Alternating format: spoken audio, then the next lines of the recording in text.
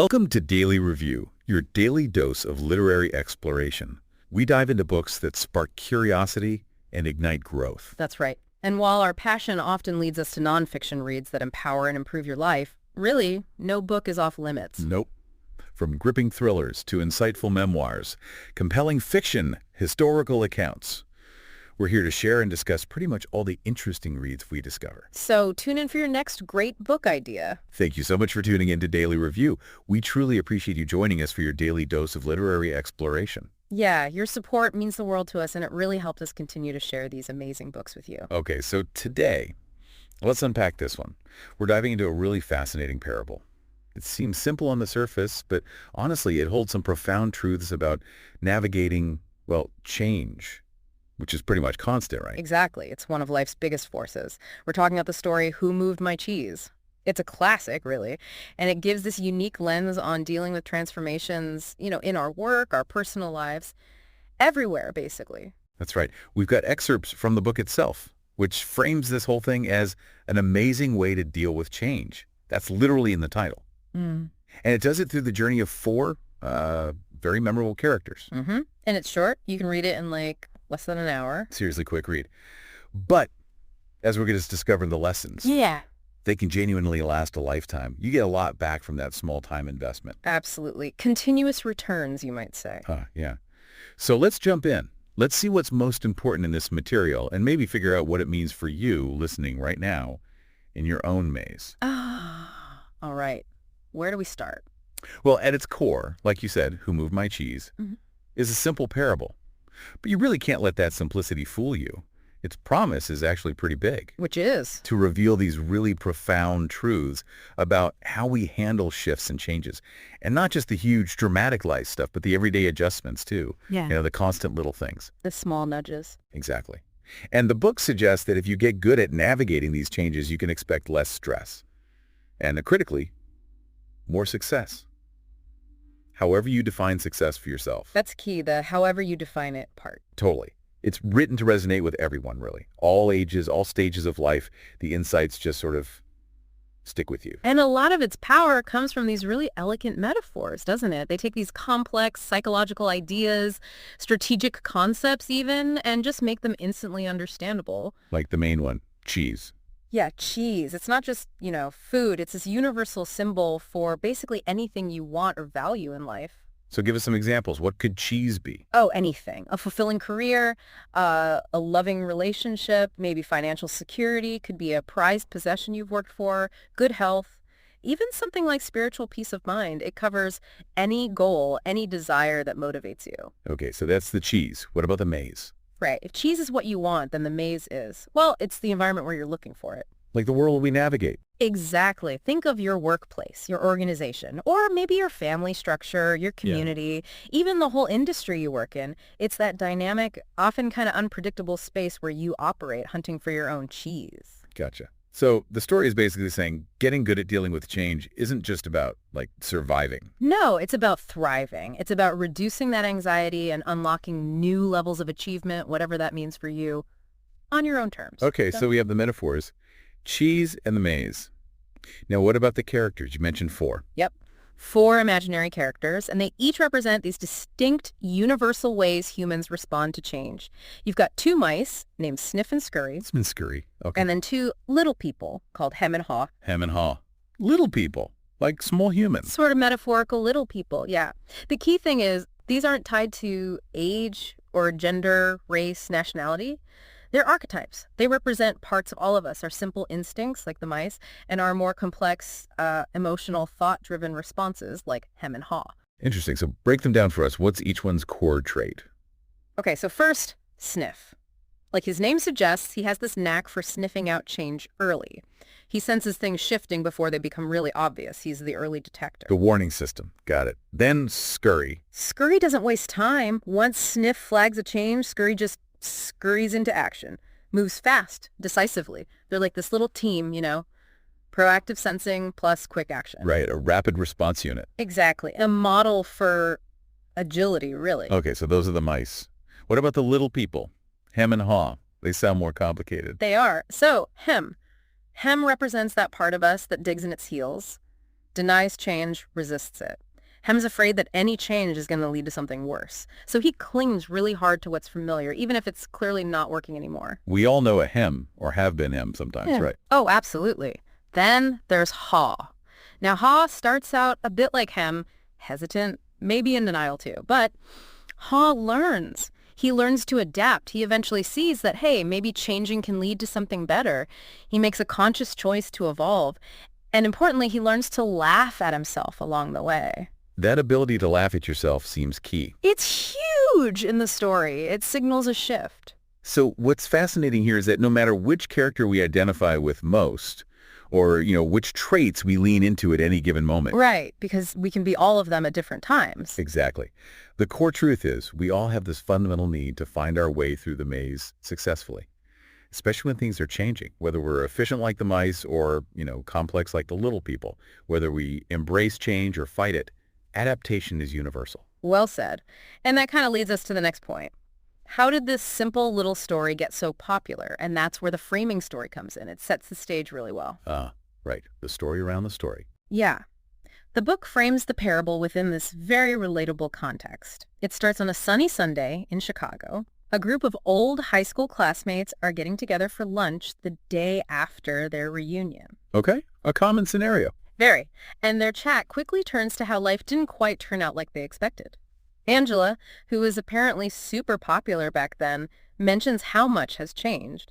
And Nathan, who joined his family's established business, chimes in, surprisingly worried about how resistant to change his own company was becoming. Foreshadowing, maybe. Definitely. And then Carlos, the old football captain, actually admits he's kind of afraid of change, which gets a few nervous laughs. Honesty. Yeah.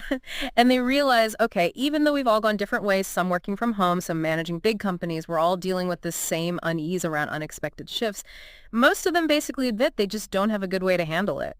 That's the setup. And then... And that's when Michael jumps in. He says, hey, I used to be just like that, paralyzed by the fear of change, especially when a big shift threatened their business. He's really candid, admits they almost lost everything because they just couldn't adjust. Wow. High stakes. Totally.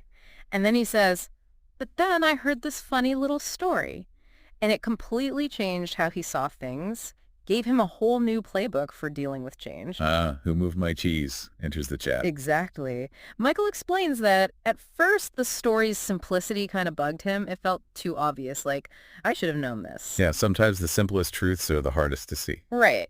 But then he had this big aha moment. He realized his annoyance wasn't really at the story, it was at himself. For not seeing the obvious, for not doing what clearly works when things change. That's a powerful realization. It really was. The story fundamentally shifted his perspective. Instead of fixating on what am I losing, he started focusing on what could I gain, maybe something even better. It taught him not just what to do, but how to approach adaptation with a completely different mindset. And after that, he says, things got better. Quickly, at work, and importantly, in his personal life too. And did it stop with him? Or did he share it? Oh, he shared it. And that's where the ripple effect comes in. He told others in his company. And it just spread like wildfire, apparently. Soon their business started doing really well again because most people learned to adapt more effectively. That's amazing, just from a simple story. And it wasn't just work. Many people, like Michael, also reported big improvements in their personal lives, which really speaks to how universal these lessons are, right? It's not just a business fable. Definitely. But did everyone get it? Good question. Michael points out there were outliers. A few people got absolutely nothing from it. Well, usually one of two reasons. Either they were already living the lessons, they were naturally adaptable sniffs and scurries, basically. Or, more often, it was people who thought they knew everything already. Weren't open to learning, they just couldn't see why everyone else found it so helpful. The classic know-it-all resistance. Exactly. Michael even tells this story about a senior exec who was really struggling to adapt. This guy just dismissed the story, called it a waste of time, even absurd, and apparently other people would joke, quietly, that they knew exactly which character he was in this story. Ouch. Meaning him, the one who refused to change. Precisely. Tragically stuck, symbolizing that self-imposed resistance to growth. Wow. Okay, so that really sets the stage perfectly for Angela to ask the key question. Yep. She asks, Michael, what's the story? The group's intrigued now, laughing a bit at the title, Who Moved My Cheese? Carlos pipes up, I like it already. And Michael begins to tell the parable, promising it short, but the insights, Hmm. they could last a lifetime. So, all right, let's finally get into the story itself. This is where it gets really interesting. Okay, let's dive into the maze. Right. So the story itself starts in this place, the maze. Describe it for us. Well, it's described as this labyrinth, corridors, chambers. Some have delicious chimes. That's what the characters want. It nourishes them, makes them happy. But it's not all easy pickings, right? No, definitely not. Like any real environment, it's got dark corners, blind alleys. It's easy to get lost, feel trapped. But for those who figure out how to navigate it, the maze holds secrets to a better life, more fulfillment. It's this constant quest, challenges, but huge potential too. And inside this maze, we have our four characters again. Sniff and Scurry, the mice, and Hem and Haw, the little people. How do they navigate differently? Big differences. Sniff and Scurry, the mice, they operate on simple brains, great instincts. They use trial and error, basic stuff. Run down a corridor, empty, turn around quick, try another. They remember the dead ends, move fast into new areas. Very. Sniff uses his great nose to smell the general direction of cheese. Scurry, he's just fast. Races ahead. Do they get lost? Sure. Bump into walls sometimes. Yep. But they find their way through persistence, not overthinking it, and just acting. And the little people, Hem and Haw. Totally different approach. They have complex brains full of beliefs, emotions, past experiences. They're looking for a different kind of cheese with a capital C, remember. Something they believe brings deep happiness and success. So they use their smarts. They do. They think. They learn from the past. Yeah. But their sophisticated methods often get tangled up by their own strong beliefs and emotions, which can cloud their judgment, make things way more complicated than they need to be. Their journey is much more intricate, sometimes because of obstacles they kind of create themselves. Interesting contrast. But despite these different approaches, Despite the differences, yeah. All four of them eventually find what they're looking for, their own kind of cheese. And they find it at a specific place, Cheese Station C, down one of the corridors in the maze. okay, so they all arrive at Cheese Station C, success. What happens next? Does a routine set in? Oh, absolutely. And the routines immediately highlight their different approaches. Sniff and Scurry, the mice. They found the cheese, but their diligence doesn't waver, not one bit. What do they do? Every morning, they still wake up early. They race through the maze, same route every time. When they get to Station C, they take off their running shoes, tie the laces together, hang them around their necks, ready to go again instantly if needed. Always prepared. Always. They keep checking the area, noticing any little changes around the cheese. Their whole philosophy is stay ready, stay aware, constant vigilance. Okay, that's the mice. What about Hem and Haw? How does their routine look?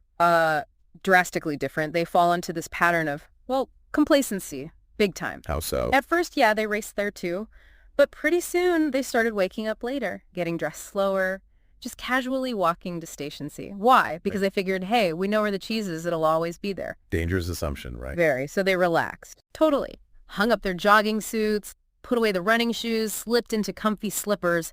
The book says they became very comfortable. And that initial confidence kind of morphed into what the story calls the arrogance of success. Arrogance of success. I like that phrase. What does it mean here?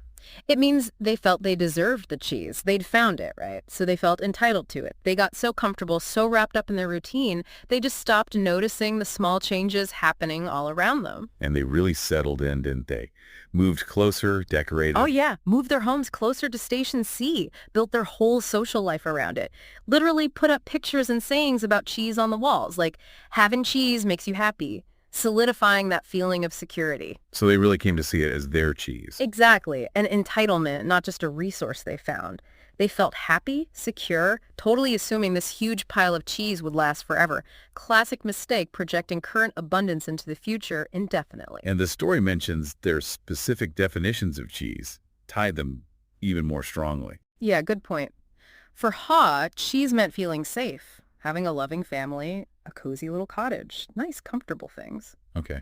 And Hem? For him, cheese was about being a big cheese, being in charge, having status, owning a big house on Cheddar Lane, more about power and prestige. So those personal emotional definitions just made it even harder for them to imagine anything changing or to let go when it did. Precisely. It anchored them even more firmly to that specific spot, that specific cheese, made them less likely to even see change coming, let alone accept it. Which inevitably it does. It always does in the maze. And that leads us right to the pivotal moment, the turning point. One morning, Sniff and Scurry arrive at Cheese Station C. And It's empty, completely gone. shock, horror. Well, not for them. And this is crucial. The mice were not surprised. Why? Because they'd been paying attention. They'd noticed the supply getting smaller every day. They were prepared precisely because they'd been monitoring the situation. Power of vigilance right there. So what was their reaction? Panic. Nope.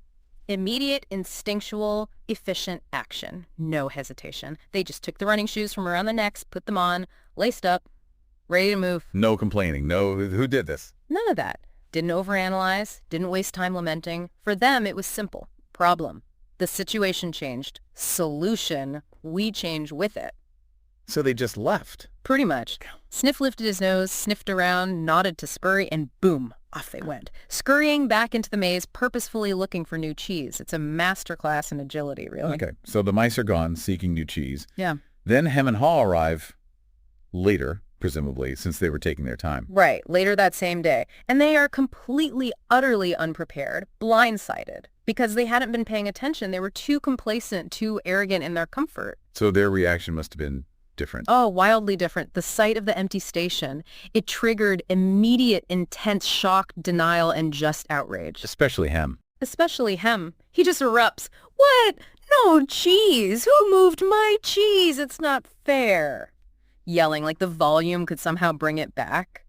Face getting red, total disbelief and anger. And Haw. Haw was just paralyzed, pure shock initially, Yeah. standing there shaking his head, kind of tuning out Hem's ranting, just unable to process the reality staring him in the face. And the story points out how unproductive this is, right? Absolutely. While the mice were already out there problem solving, Hem and Haw were stuck, physically and mentally, just staring at the empty space, unable to grasp it, let alone move on, wasting precious time hemming and hawing, furious about the injustice, blaming everything but their own lack of awareness. Haw eventually just sinks into depression.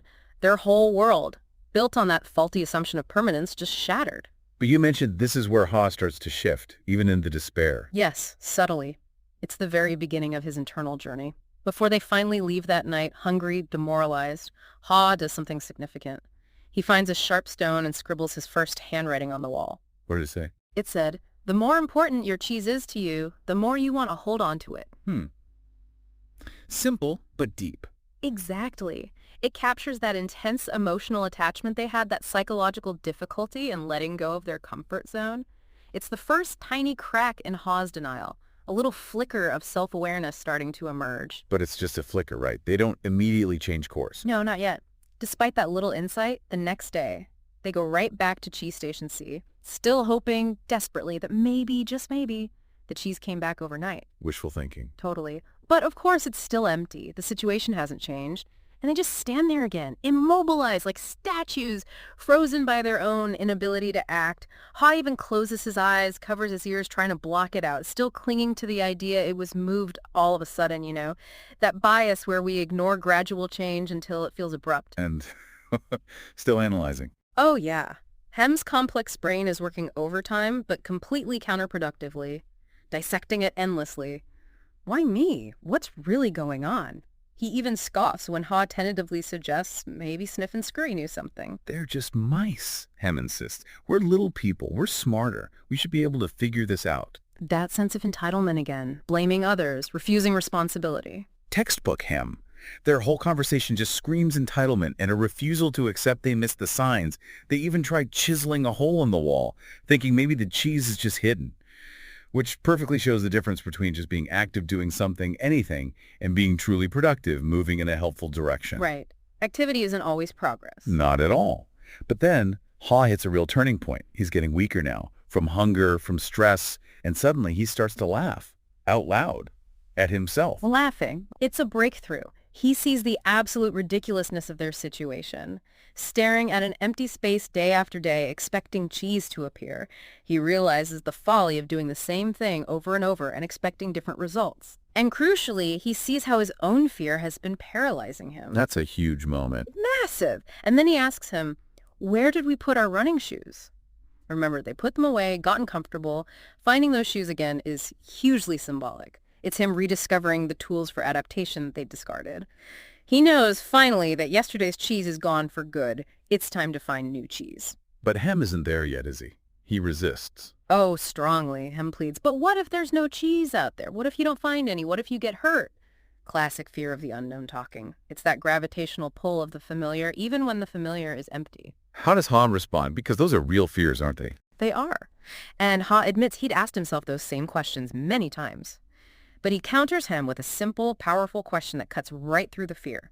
Where am I more likely to find cheese here, starving in this empty station, or out there in the maze, actually looking? That reframes it completely, focuses on probability, not just fear. Exactly. And that clarity sparks Ha into action. He starts visualizing new cheese really vividly, painting this detailed mental picture, him exploring the maze, smiling, finding and enjoying all sorts of new cheeses, Swiss, cheddar, mozzarella, even soft French camembert. Making me hungry. Ah, me too. But the point is, this visualization genuinely makes him feel good, confident. It actively fights back against the fear and gives him the motivation he needs to finally leave that depressing, empty station. It shows how powerful positive visualization can be. So he decides to go. What does he say to Hammond? He has this moment of real clarity. He tells him, sometimes things change and they are never the same again. This looks like one of those times. That's life. Life moves on, and so should we. Then he laughs again, that sign of letting go, and declares, it's maze time. Maze time, I like that. Yeah, he feels alive again, free. And as he's about to leave, he picks up that sharp rock again and writes 2 more things on the wall for him. First, a stark warning. If you do not change, you can become extinct. Wow, blunt. Born from hard experience, right. And maybe even more powerful, he adds. What would you do if you weren't afraid? He realized fear itself was the bigger trap. Some fear is okay, keeps you safe maybe, but too much just freezes you. So he asks the question and then... And then he makes a choice, turns right into a part of the maze he's never been in before, into the unknown. A really courageous move. Okay, so Hall is finally in the maze, searching. Is it easy going from there? Oh, not at all. Initially, it's tough, really tough. Slow, painful progress. He feels weak, confused, gets lost a lot. He regrets waiting so long back at Station C. But he learns from it. He does. He realizes, okay, better late than never, sure. But adapting sooner would have made this way easier. That self-awareness, learning from mistakes without getting stuck in regret, that's a big step for him. He's becoming reflective, not just reactive. And he keeps going, even though it's hard. He does. He keeps reminding himself, look, being out here searching, uncomfortable as it is, it's still way better than staying back there, cheeseless, hopeless. He's taking control again, not just letting things happen to him. He's realizing the difference between just frantic activity, like chiseling the wall, and actual productive forward movement. Direction matters. Does he have any more insights about the old cheese? Yes, a really crucial one. He finally admits to himself that the old cheese didn't just vanish overnight. He remembers now it had been dwindling, getting older, tasting off, even getting moldy near the end. So he could have seen it coming. Exactly. He realizes with some humility, if I'd just been paying attention, anticipating change like Sniff and Scurry, I could have seen this. And that leads to another important bit of handwriting on the wall. Smell the cheese often, so you know when it is getting old. Vigilance, proactive monitoring, anticipation. Huge. So he keeps pushing, even through disappointments, like finding another empty station. Yep. He hits an empty station, feels that wave of, oh, maybe I should give up. But then he asks himself that question again. What would I do if I weren't afraid? And he realizes his fear is making everything seem worse than it is. He writes, movement in a new direction helps you find new cheese. And moving helps him feel better. It really does. As he starts running down a corridor that seemed dark and scary before, he actually starts to smile. He discovers this amazing truth. When you move beyond your fear, you feel free. The fear was the prison, not the maze itself. It turns from a scary ordeal into kind of an adventure. And the visualization helps keep him going. Constantly. He finds that imagining myself enjoying new cheese before I find it leads me to it. That proactive, optimistic focus on the gain, not the loss, gives him strength, agility, purpose. He really internalizes this idea. The faster you let go of old cheese, the sooner you find new cheese. Does this lead to finding actual cheese? It does. Because he's accepted reality, he's searching proactively. He starts finding small, delicious bits of new cheese scattered around. Not a huge stash yet, but enough to restore his strength and, just as importantly, his hope. That must have felt good. Does he think of him? He does. Bolstered by these small wins, he feels this strong urge to go back to Station C, to share his insights, share his new cheese with Hem. Generous impulse, right? Very. How does that go? Not well. Hem's resistance is just deeply entrenched. Tragically so. Ha offers the new cheese, explains his journey, but Hem flatly refuses. I don't think I would like new cheese, he says. It's not what I'm used to. I want my own cheese back, and I'm not changing until I get what I want. Oh, wow. Still completely stuck. Completely. It's heartbreaking, really. Shows how hard it is to overcome that ingrained resistance, that comfort, that entitlement, even when faced with proof of a better way. So Hall has to leave him again. Yeah. Shakes his head, disappointed but resigned, and goes back out alone. And continuing alone actually leads to even deeper growth for Ha. Oh, so. He realizes his happiness isn't just about having cheese. It's also, maybe even more, about not being controlled by his fear. He writes, "It is safer to search in the maze than remain in a cheeseless situation." That insight gives him incredible strength. He knows fear isn't running his life anymore. And he connects this to beliefs. Yes, crucially, he sees that old beliefs do not lead you to new cheese. What you believe dictates what you do. If you believe change will harm you, you resist. If you believe finding new cheese will help you, you embrace the search. It's a choice of belief. And changing beliefs changes everything. Fundamentally, he discovers that when you see that changing can be fun, you find new cheese. Shifting his perspective unlocked the path forward. The mindset shift was key. So as he's gaining momentum, he leaves one last message for him. Yeah, kind of a summary of his biggest lessons, hoping Hem might find it and it might help him. He writes, "Notice little changes early. This helps you adapt to the bigger changes that are to come." He hopes this trail of handwriting on the wall will be like a beacon if Hem ever decides to venture out. Ha has really learned to let go, adapt, anticipate. He's embodying continuous evolution. Okay, so Haw's journey has been incredible. Does he finally find the big score, the mother-loaded cheese? He does. After what feels like forever, navigating all these twists and turns, his persistence pays off. Big time. He rounds a corner in a totally new area, and there it is, Cheese Station N. And for new. Probably. And the sight just stops him in his tracks. It's the biggest pile of cheese he's ever seen. All kinds, piled high everywhere. Some kinds he doesn't even recognize totally new. It's abundant, glorious. Here's a lady there. Sniff and Scurry, of course, just chilling, nibbling away contentedly. And the book makes a point of mentioning their fat little bellies. Huh. Proof of their success. Exactly. Proof that their strategy, continuous adaptation, vigilance, willingness to move without baggage really worked long term. How do they greet Haw? Simply. Sniff gives him a knowing nod. Scurry waves a paw. Quiet, efficient, unpretentious success, you know. Haas says hello, wastes no time digging into the new cheese. Eats his fill. Does he put his running shoes away this time? No way. Lesson learned. Just like the mice, he pulls off his shoes, ties the laces, hangs them around his neck, ready to go. It's a powerful symbol of his commitment now. Stay ready, stay adaptable, no matter how much cheese you find. Sniff and Scurry apparently give each other a little nod of admiration. And Haw makes a toast. He does. Raises a piece of fresh cheese high and toasts, "Hooray for change!" A complete reversal from his initial fear and dread. He's fully embraced change as this positive, transformative force. So enjoying the cheese, he reflects on everything he learned. Deeply. He looks back and realizes, with a bit of humor now, how his fear made him cling to an illusion of old cheese that wasn't even there anymore. He sees that laughing at your own folly, releasing that tight grip on the past, and just moving on quickly, that's the fastest way to change. And he appreciates the mice more now. Immensely. Their simple, direct approach. Situation changes, they change. No overanalyzing, no complicating things, no emotional baggage slowing them down, just action.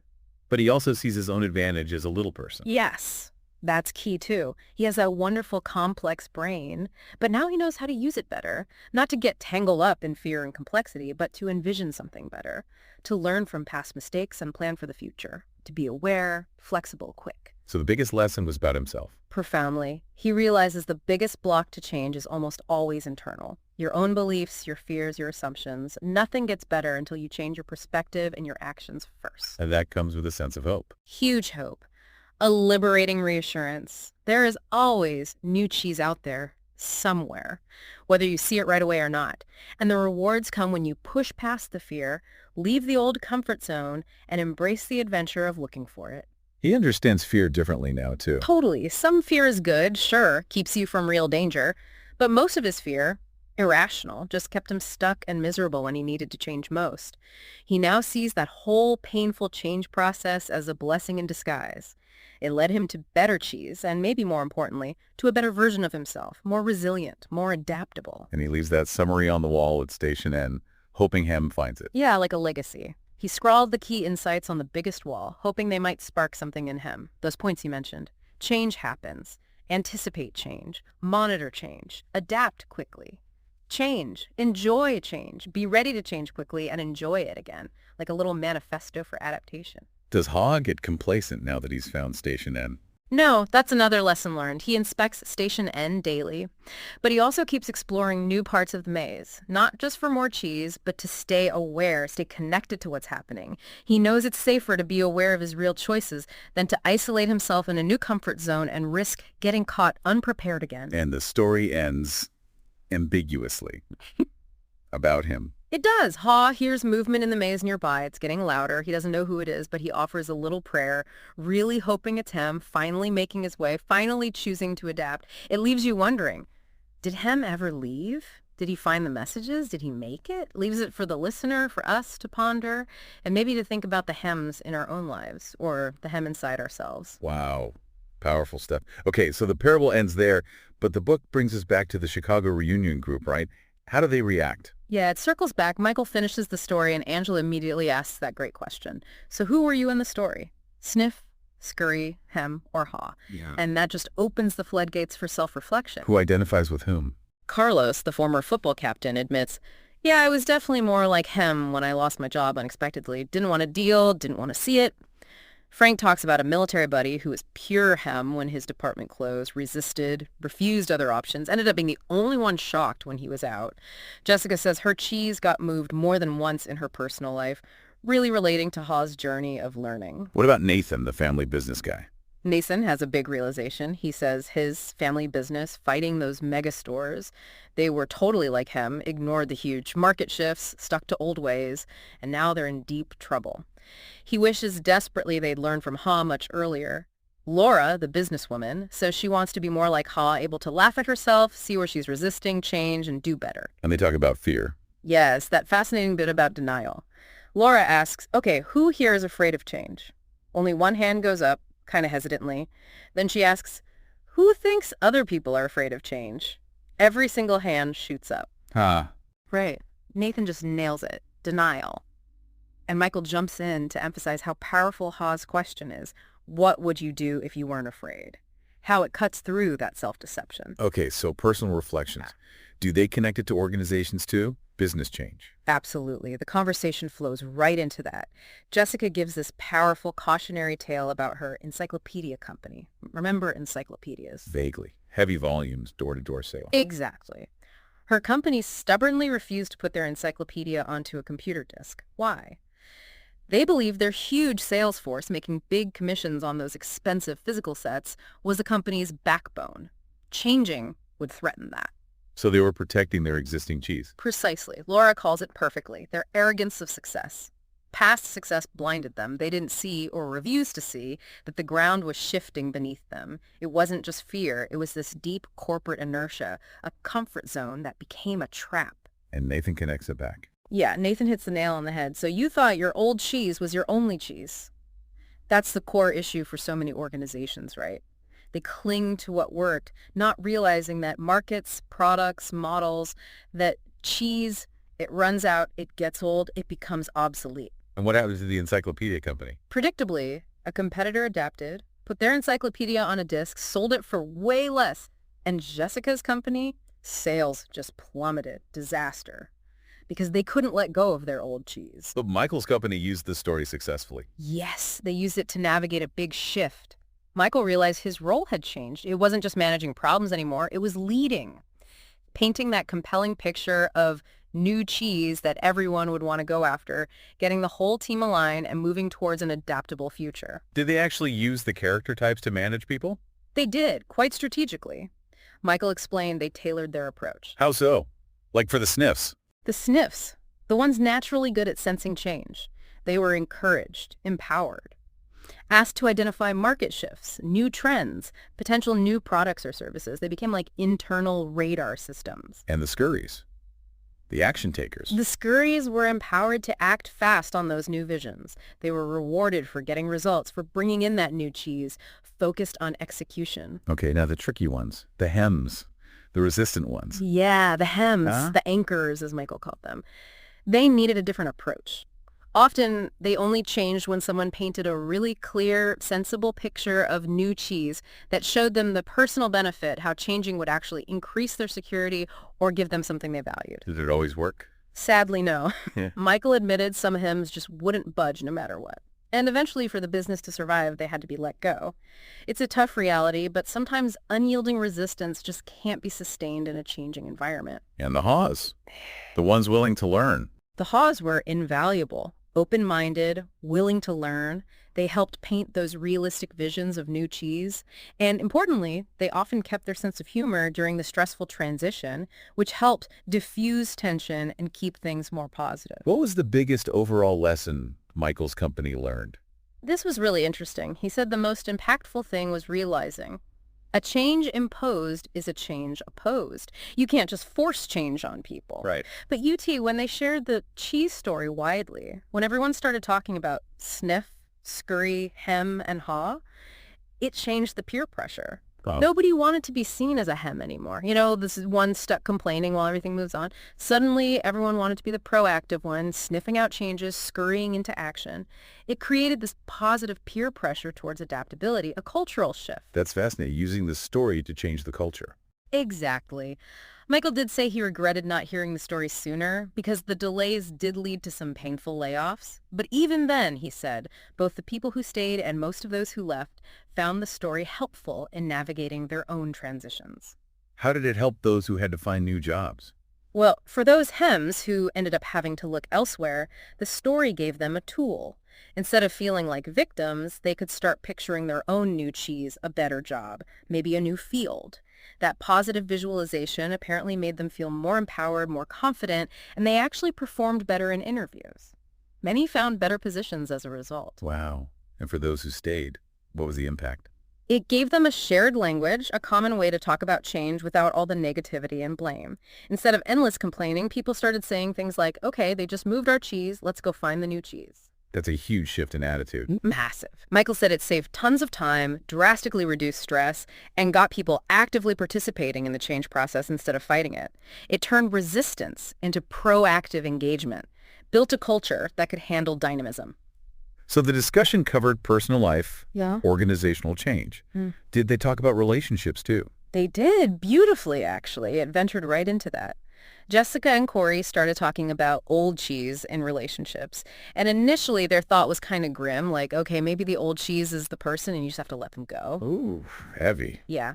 But then Angela jumped in with this incredibly insightful reframe. She said, wait, or perhaps the old cheese is just old behavior. What we really need to let go of is the behavior causing the problems in the relationship, and then move on to a better way of thinking and acting together. So the new cheese isn't necessarily a new person. Exactly. Corey had this, ouch, good point moment. Mm. Angela finished, the new cheese is a new relationship with the same person. It's about letting go of what isn't working, the negative patterns, the unhelpful behaviors, not necessarily abandoning the connection itself, evolving the dynamic within the relationship. That's a much more hopeful and probably more useful way to look at it for many situations. Absolutely. It really resonated. Richard, who'd been a bit skeptical earlier, really grabbed onto this. He realized he could apply this new cheese thinking not just at work, but to letting go of old, unhelpful behaviors in his marriage, and even use it to understand his kids' resistance to change better. Did anyone else share a personal example? Becky did. She told this touching story about her son moving from Illinois to Vermont when he was young. He was devastated, leaving friends, leaving his swimming team, just miserable. Rough transition for a kid. Totally. But eventually in Vermont, he discovered skiing, got really good at it, made new friends, and ended up loving it. Later, they moved to Colorado, and he thrived even more. Becky reflected wistfully how much stress and upset the cheese story might have saved their family during that initial painful move if they'd had that framework for understanding change. Yeah, it gives you language perspective. Exactly. And the conversation wraps up with people feeling genuinely motivated. Jessica says she's going to tell a story to her family, use it to talk about their family's old cheese, maybe outdated traditions or ways of interacting, and brainstorm their new cheese. Frank wants to share it with military friends facing huge life transitions. Nathan even throws out the idea of moving our own cheese, proactively initiating change ourselves, not just reacting. Taking control. Right. And Michael has one last thought. An organization can only really change when enough people inside it change. And he mentions even using the new cheese idea in business development, subtly suggesting to potential clients that maybe his company is the better, more adaptive new cheese partner they're looking for. Clever. Very clever. Wow. Okay, that brings us to the end of this deep dive into Who Moved My Cheese. It really is, like you said, deceptively simple, but incredibly rich with actionable insights, isn't it?